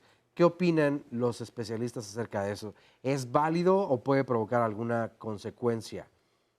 María Elena Martínez Quintos, Se debe tener paciencia con el paciente para volverlo a reorientar. La salud pública y la educación preventiva lleva tiempo. Los mexicanos no somos tontos. Si nos explican bien el personal médico, podemos ser responsables de nuestra salud. Por supuesto que lo podemos ser.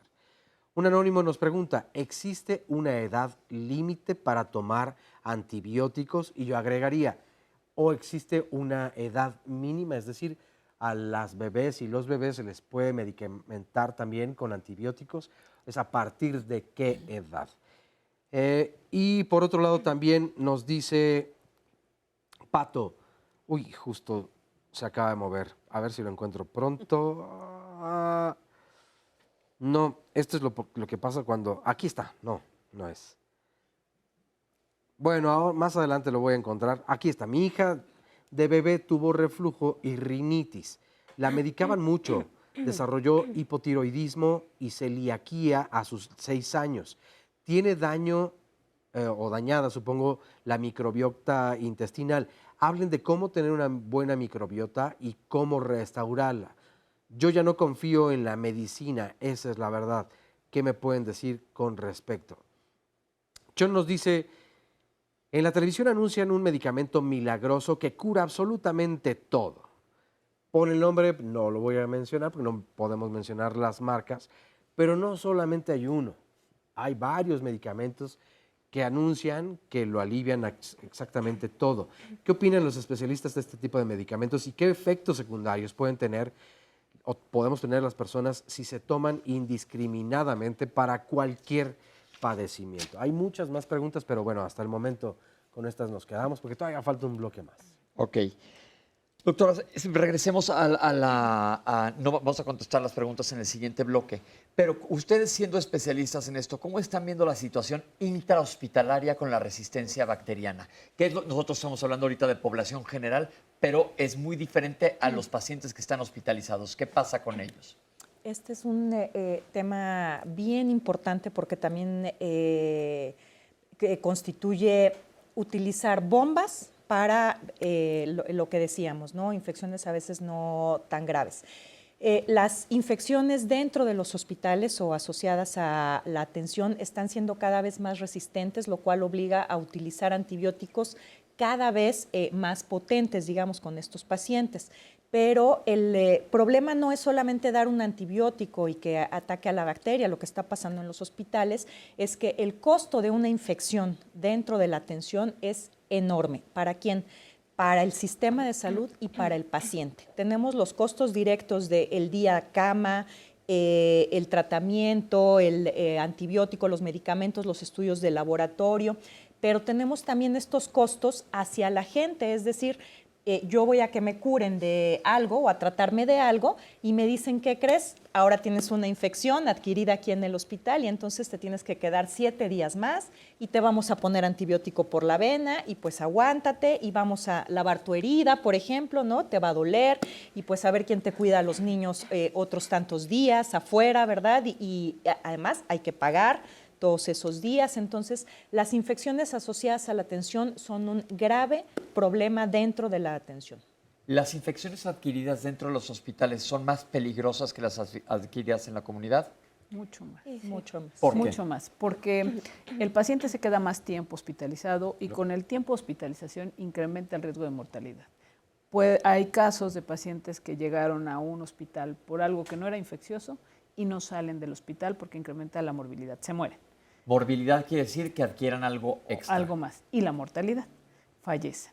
Entonces, el riesgo es en costo, en desgaste del personal y en el riesgo para el paciente de perder la vida por una infección para la cual no haya un medicamento, porque es una infección por un microorganismo, por una bacteria resistente. Pensemos, un paciente de edad avanzada que se cae y se rompe la cadera, entra que le pongan una cadera nueva.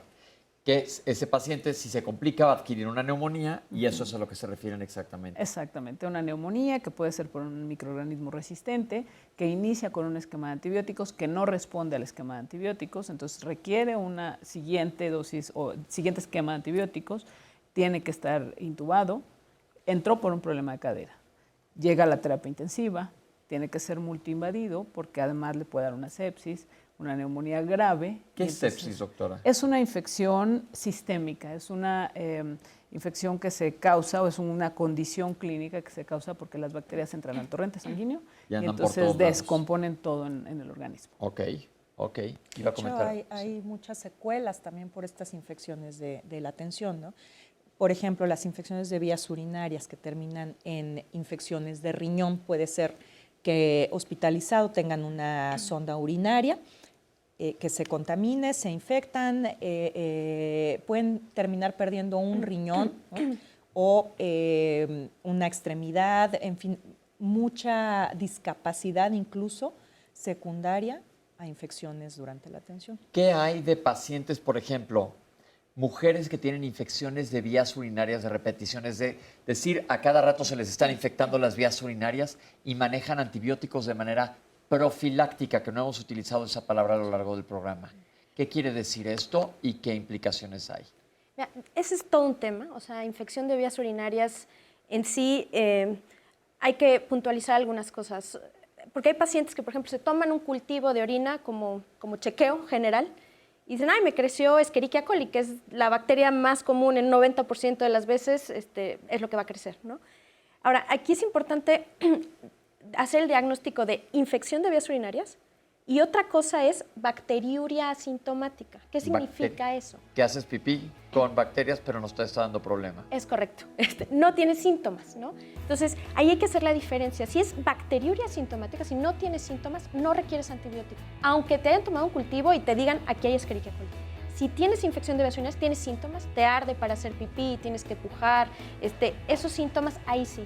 Y hay pacientes que sí requieren estarles dando tratamiento, digamos, para suspender o detener esas infecciones de repetición. Ok, pero entonces hay que individualizar cada caso, por eso no es, ay, yo tuve eso, ven, te voy a regalar mi cajita que me sobró para que te lo tomes 2-3 días. El tiempo, la dosis puede variar de una persona a otra porque tiene que ver con el peso de la persona. Entonces es súper específico el tratamiento antibiótico. Vamos a hacer un corte y vamos a regresar con ustedes para contestar sus preguntas. No se vayan, estamos en Diálogos en Confianza. Algo que es muy importante, además de acudir al médico, seguir al pie de la letra las recomendaciones que dé el médico. Si el médico dice no tener cambios de temperatura bruscos, tomar el antibiótico por 7 días, que sean 7 días. Si dice cada 12 horas, pues que sea cada 12 horas o cada 8 horas. O sea, tener cuidado con la prescripción de los antibióticos.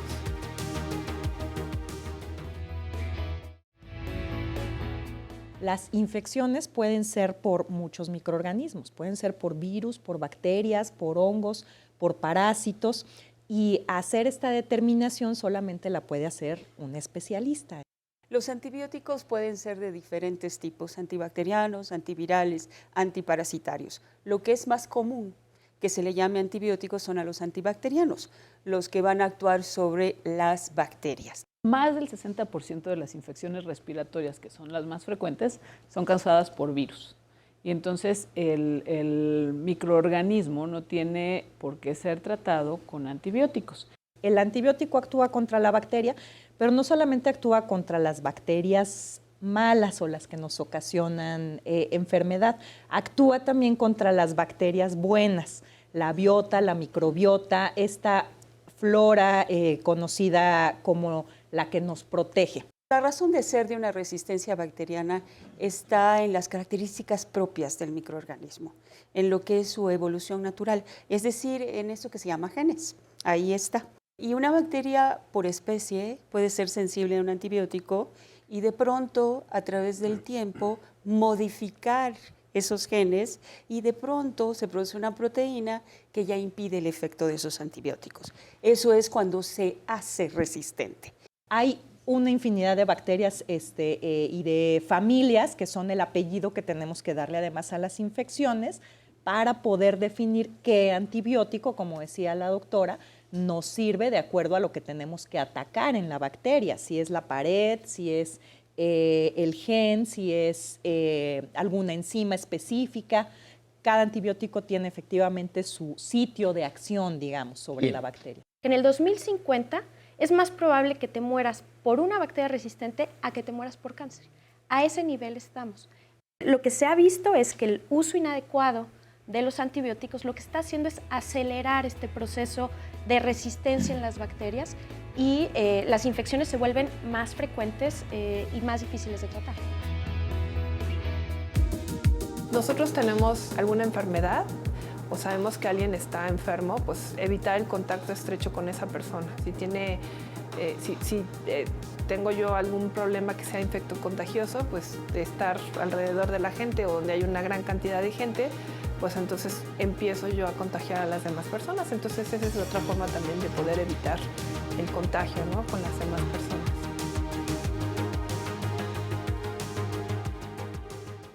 Han llegado muchas preguntas y ahora ya creamos un poco de miedo de los antibióticos. No estamos buscando satanizarlos, sino lo que queremos es que ustedes sepan que hay que utilizarlos de manera responsable. Como dijimos al principio, son una maravilla de medicamentos, pero cuando no se utilizan de manera responsable puede ser un arma de dos filos. Entonces ahora sí vamos a darle respuestas a la gente que nos ha escrito. Doctoras, por favor. ¿Es verdad que es más rápido, sirve mejor un antibiótico si es inyectado que tomado? No.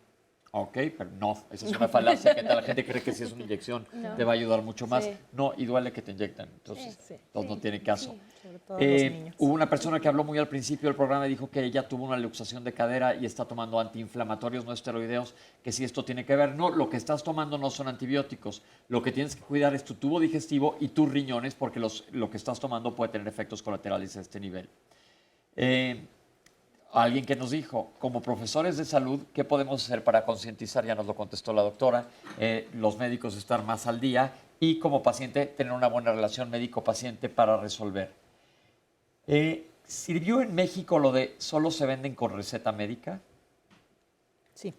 Sí ha servido, no en su totalidad, porque se han encontrado formas de prescribir y de dispensar medicamentos a través de consultorios, a veces al lado de las farmacias, que prescriben un antibiótico para poder irlo a comprar en la farmacia de al lado. Y nos falta todavía no solamente prescribir únicamente con receta, sino también tener el control sobre las dosis. Por ahí comentaban de los días de antibiótico. Y cuando tenemos medicamento que debería llevar un control en nuestros domicilios, sucede esto, se lo vuelvo a dar a mi hijo, se lo doy a alguien más. Ok. ¿Es verdad que los niños sí se pueden curar de alguna infección sin antibióticos? Ya lo dijeron que sí. ¿Qué hago si tengo una Escherichia coli multiresistente en las vías urinarias? Hay que ir con un especialista. Un infectólogo. Con un infectólogo sería lo ideal. Primero que se haga bien el diagnóstico, que sí es una infección de vías urinarias, y con base en patrón de susceptibilidad de la bacteria estaría indicado el tratamiento y la duración, y ver si hay alguna causa que esté perpetuando esta infección, que también tendrían que arreglarlo, ¿no? A veces hay piedras o hay algún mal funcionamiento, ¿no? ¿Es verdad que los antibióticos adelgazan la corteza cerebral? Me lo dijeron porque me dio una crisis epiléptica después de un accidente vascular cerebral. No. Hay estudios de algunos medicamentos carbapenémicos que en animales, pero no queda muy claro que se ha visto que convulsionan más con este consumo de este tipo de antibióticos en particular, pero no es que adelgacen la corteza cerebral. Tuve fiebre de 39 grados, me dieron antibióticos, seguía mal, me volvieron a dar más y de luego se la pegué a mis hijos y estuvimos mal toda la familia y eventualmente se me quitó. Entonces seguramente era algo viral, pero se infectó toda la familia, reforzando lo que hemos estado hablando a lo largo del programa. Mensaje. Creo que es importante recordar que estamos en la estación de temporada alta de influenza y que no debemos de perder de vista que es una infección viral que puede tener mayor duración que un catarro común y que requiere una atención médica y que puede requerir un tratamiento, sobre todo si tienes factores de riesgo, porque hay un antiviral para influenza. Antiviral, perfecto. Para influenza, sí. ¿El pénfigo vulgar se hace autoinmune el problema debido a las bacterias? El problema del pénfigo es que se pierde la barrera en la piel, entonces bacterias que están en la piel u otras pueden llegar y entonces hacer ahí un proceso. Un proceso infeccioso que pues, es peligroso para el paciente. Así es. Ok. ¿Está penada la libre venta de antibióticos sin receta o se puede denunciar en algún lugar? Sería ideal denunciarlo. Si alguien está vendiéndolos sin receta, pero los espacios sobre los que podríamos generar una queja pudiera ser en COFEPRIS o pudiera ser en la Procuraduría del Consumidor. Ok. ¿Funcionan los probióticos cuando tomas antibióticos? Es controversial. Realmente hay literatura a favor, hay literatura que no ha sido de todo concluyente, pero probablemente usted, que es gastroenterólogo, pudiera aportarnos mayor información. Y le voy a decir, lo que pasa es que también hay de probióticos a probióticos. Hay muchos que son comerciales que ni siquiera están estudiados y hay unos que están hechos por casas farmacéuticas que están estudiados. Yo cuando doy un antibiótico, que es casi nunca, sí doy un probiótico, sobre todo por el miedo al Clostridium que acabamos de hablar, pero admito lo que dice la doctora. No sé si es por más miedo del doctor que de lo que pueda pasar de la realidad. ¿Por qué han cambiado? Si antes se daban los antibióticos 8, 10 o 15 días, ¿por qué los dan ahora 2 o 3? No, al revés. ¿Por qué se daba 2 o 3, no? No, ahora al principio se daban mucho y ahora, o al revés, cualquiera de los dos, pero existen tiempos específicos. Sí, ese es algo importante, que en los últimos años ha habido publicaciones recientes en los que se está tratando de acortar el tiempo de los antibióticos, pero son en situaciones bien específicas, con pacientes muy particulares, con microorganismos muy particulares, o sea, no es como que para todo mundo vamos a cortarlo, ¿no? Ok. El problema que tenemos nosotros en el lista es el tiempo de consulta y casi ni te voltean a ver. Bueno, se tiene una estrategia dictada por nuestro director general para sensibilizar primero a los compañeros y luego a los pacientes de la relación que se debe de tener en la institución con los pacientes y desde luego esta sensibilidad sea en beneficio de todos nuestros derechohabientes. Esto es, o sea, se está trabajando sobre el tema, qué bueno. El problema también son los comerciales de medicamentos, pero no hay comerciales de antibióticos. En México no está permitido. No está permitido que haya comerciales de antibióticos. Son medicamentos que se venden sin receta, que eso es otro boleto totalmente. ¿Sirven los genéricos en cuanto a antibióticos? Son muchísimo más baratos. Sí. En teoría deberían de funcionar igual que los de marca, los genéricos. Se supone que tienen la misma composición, el mismo gramaje, la misma sustancia activa. Entonces se someten a pruebas en los que son igual de eficaces que los que son de marca, ¿no? Pero una aclaración ahí es que sí tienen que ser lo que se denomina genérico intercambiable, o GI, aunque hay de distintos... ¿Qué quiere decir eso?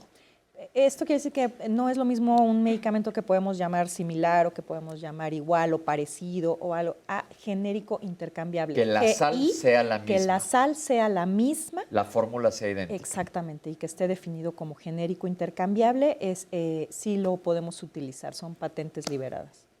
¿Por qué los animales no se infectan la piel? Esto es una pregunta curiosa y justamente yo acabo de hacer un viaje a África y sí ves ahí las cebras que las acaban de rasgar y se recuperan. Bueno, en algunos animales como en anfibios y otros se ha demostrado que producen unas sustancias que se llaman defensinas y que de alguna manera son protectoras, atacan a muchos microorganismos por los ambientes donde viven. No son todos los animales, pero en algunos sí se ha demostrado. Ok. A mi mascota le dieron antibiótico para personas, ¿esto está permitido? Sí. Sí, porque lo que estás atacando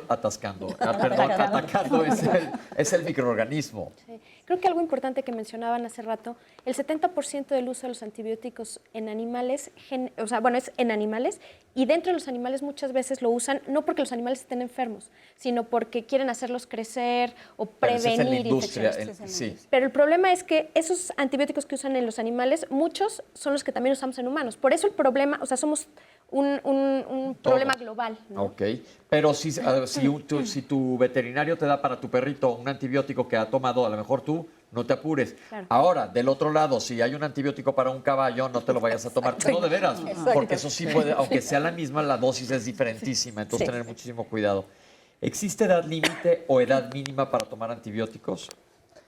Se pueden prescribir desde el primer día de vida si el paciente lo requiere por infecciones severas, que incluso pueden estarse incubando en el momento del embarazo, en el trabajo de parto, y se pueden dar hasta el final de la vida. Es decir, estos pueden servir para mejorar la sobrevida, han servido durante muchos años, como decían las doctoras, para mejorar la sobrevida de los pacientes desde el primer día de vida y puede ser hasta el último El día. último día. Pero una acotación, hay algunos antibióticos que se sabe que no se pueden tomar, por ejemplo, en niños. Ni en el embarazo. Ni en el embarazo. Algunos como las tetraciclinas y todos los antibióticos parientes de las tetraciclinas tienen que utilizarse en niños de 8 años o más porque se sabe que pueden producir lesiones en los dientes. Y en los huesos. Y en los huesos, por ejemplo, las quinolonas, que no se pueden utilizar en niños todavía, aunque de hecho se han usado mucho, ni en embarazadas, porque ponen lesión en lo que se llama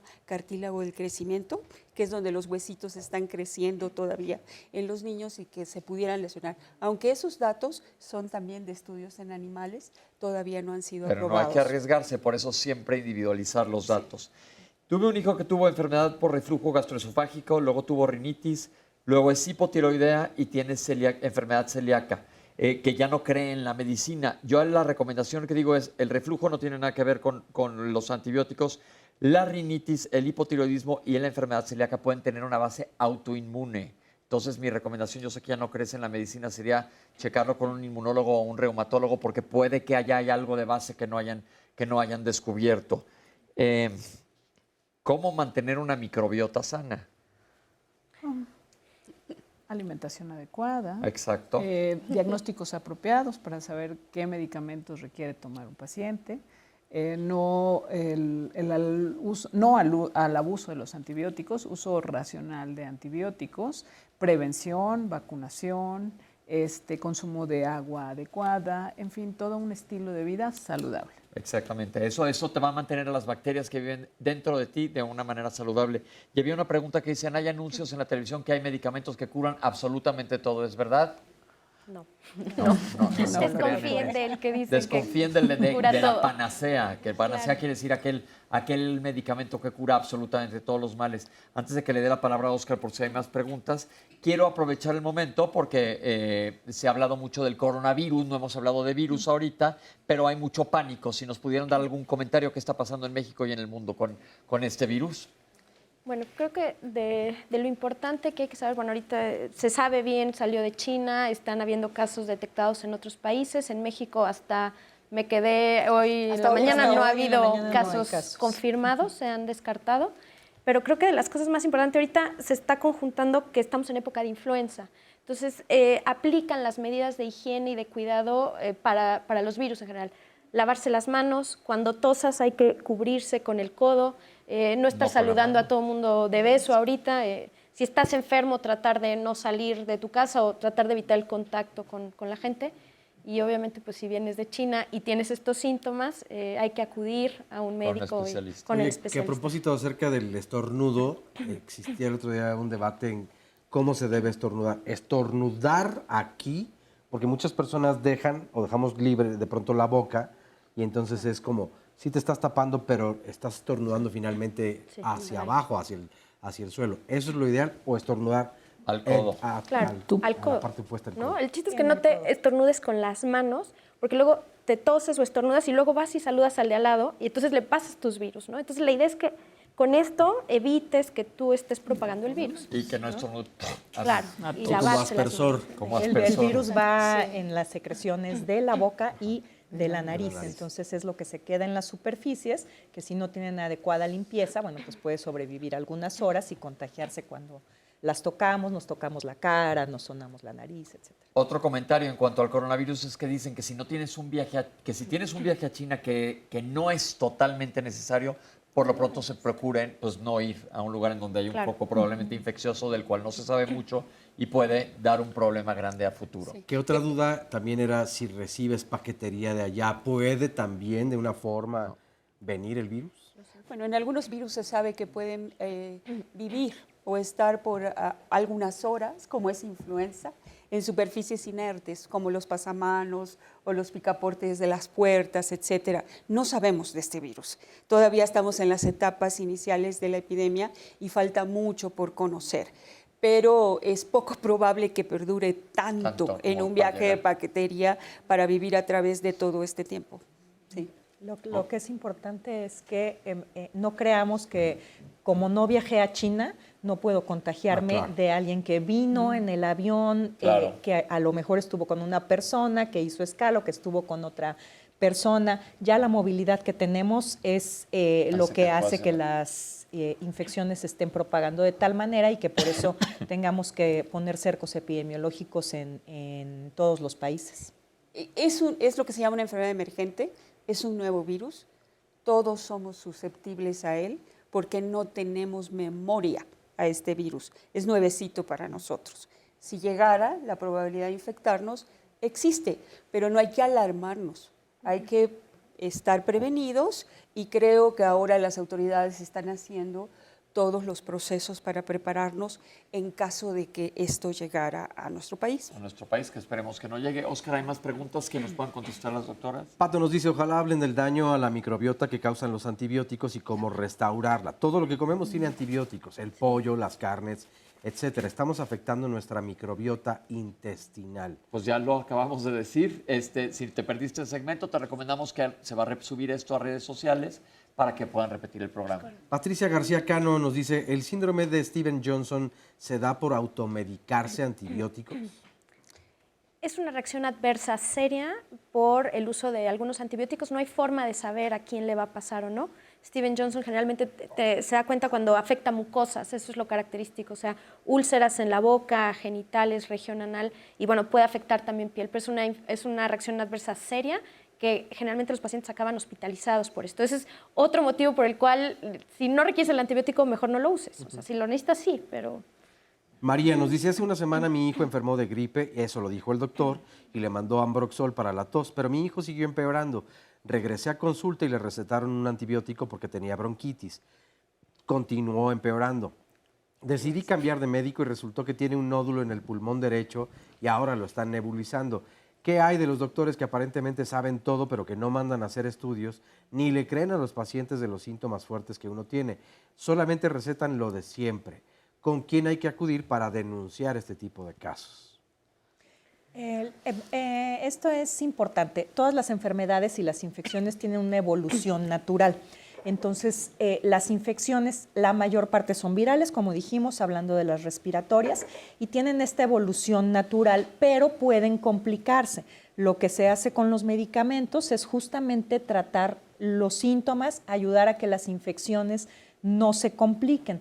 Pero en el desarrollo o en el transcurso de los días y de la evolución natural pueden complicarse. Puede haber sobreinfección bacteriana y entonces sí, solamente el médico poder definir aquí hay una complicación, en este momento requerimos un antimicrobiano y las infecciones son de diagnóstico primeramente clínico, justamente con los síntomas del paciente y con la revisión exhaustiva que hacemos del paciente y después del diagnóstico clínico, entonces sí, tenemos ya los estudios diagnósticos y la búsqueda del germen.